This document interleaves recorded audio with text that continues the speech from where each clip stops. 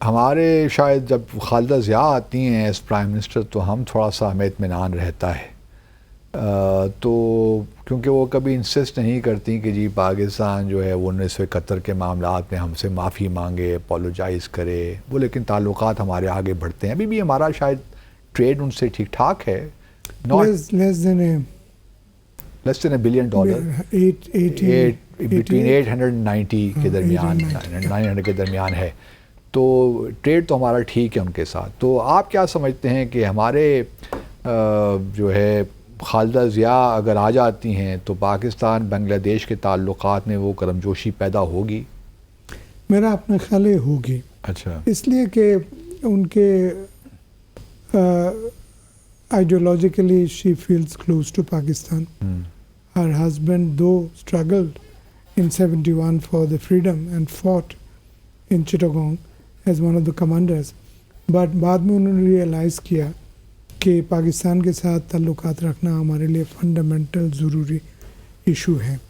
India के influence इतने ज़्यादा हो जाएंगे, हो रहे थे, उसको बैलेंसिंग एक्ट के तौर एक बैलेंसिंग रखे और आइडेंटिटी हमारे मुसलमान मुल्कों के साथ और पाकिस्तान के साथ ज़्यादा स्ट्रॉन्ग होनी चाहिए। बंगाली नेशनलिज्म और वेस्ट बंगाल से ताल्लुकात अपनी जगह पे हैं, उसको ख़राब करके बगैर पाकिस्तान के साथ बहुत मजबूत ताल्लुकात हम रख सकते हैं। फिर बांग्लादेश में भी आवामी लीग वाले भी प्रोपेगेट यही करते हैं, ये तो ये प्रो पाकिस्तानी है।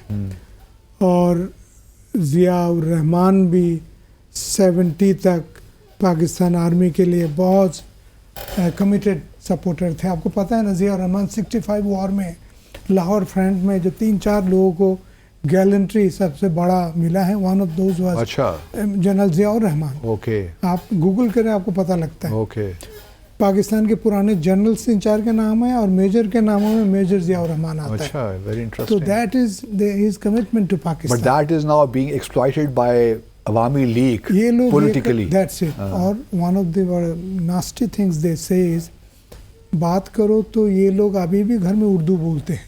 अच्छा, प्रोपेगेंडा भी हो सकता है। और ये खातून यहाँ 9-10 साल रहे पाकिस्तान में, ज़िया रहमान हिमसेल्फ। और Zia Rahman studied in Karachi DJ science college. अच्छा, गॉट मिलिट्री में। But that is perhaps the reason ना इंडक्टेड हुए। Reason for attachment with Pakistan, reason for Awami League allegations. On the other hand Sheikh Hasina India में रही हैं। That's it. तो इसीलिए वो प्रोपेगेंडा तो दोनों तरफ से है।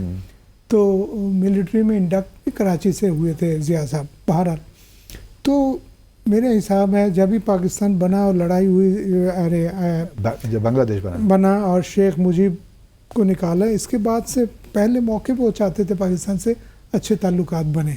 याद है हम 79 में यूनिवर्सिटी में थे, आप अभी निकले थे कि नहीं निकले थे, बांग्लादेश की एक स्टूडेंट डेलीगेशन आया हुआ। जी हाँ, You were there then? I was there. बहुत ज़्यादा हमने वेलकम किया। They were overwhelmed and overjoyed, emotional. तो लोग जो बांग्लादेश के लोग हैं, वो एक आपका क्या तासुर है, वो पाकिस्तान से मुताल्लिक क्या सोचते हैं? बांग्लादेश के लोग अभी 2nd-3rd जनरेशन में प्रोपेगेंडा बहुत कर लिया उन्होंने, लेकिन पाकिस्तान को ओवरऑल इस जनरेशन को इतना हॉस्टिलिटी नहीं है, लेकिन क्योंकि सुनते हैं कि बड़ा जुल्म किया, सो कॉल्ड दैट से मुल्क तोड़ा तो नहीं कहते हैं, लेकिन कहते हैं कि इन्होंने जुल्म किया, आर्मी ऑपरेशन ये वो, ये एस्पेक्ट है। लेकिन most of the people don't care about it. इस वक्त जो न्यू जनरेशन के लोग हैं, उनकी कलेक्टिव मेमोरी में तो है नहीं, यूथ जो यंग लोग हैं उनके। लेकिन अभी ये कह नहीं सकता हूँ आज के प्रोग्राम में, पाकिस्तान में जो तब्दीलियों की बातें ये वो, उसमें बड़े कमिटमेंट है वहाँ के लोगों की, लेकिन इसको यहाँ छोड़ देते हैं। नहीं, ये हमारा मौजू भी नहीं है ना इस वक्त। तो क्वेश्चन यही है कि आप समझते हैं कि लोग भी जनरली चाहते हैं कि पाकिस्तान के साथ ताल्लुकात हमारे बेहतर हों? उसी कॉन्टेक्स्ट में कह रहा था, उनका ख्याल है यहाँ चेंज हो तो बेहतर हो जाएंगे। अच्छा, यहाँ भी चेंज हो तो शायद, लेकिन अगर वहाँ चेंज नहीं होती और शेख हसीना ही रहती हैं तो फिर क्या फ़र्क पड़ना